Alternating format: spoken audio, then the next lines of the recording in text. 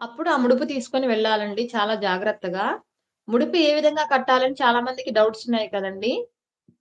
ముడుపు తెల్లని క్లాత్‌లో తెల్లని క్లాత్ తీసుకోవాలండి. తెల్లని క్లాత్‌ని పసుపు, గంధం నీళ్ళల్లో ముంచి ఒకరోజు ఆరబెట్టి నెక్స్ట్ డే మార్నింగ్ స్వామివారికి అందులో పసుపు, కొంచెం కుంకుమ, గంధం, జవ్వాది, తులసి, కాయిన్స్ నోట్లు గాని, నాణాలు గాని మీకు తోచినంత మీకెంత వేసుకోవాలనిపిస్తే స్వామివారికి అంత సమర్పించుకోవచ్చండి.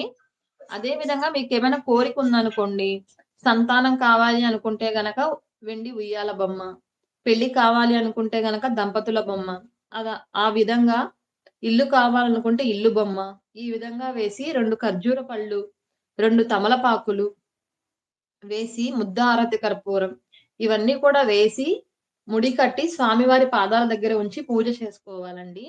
ఈ ముడుపు కట్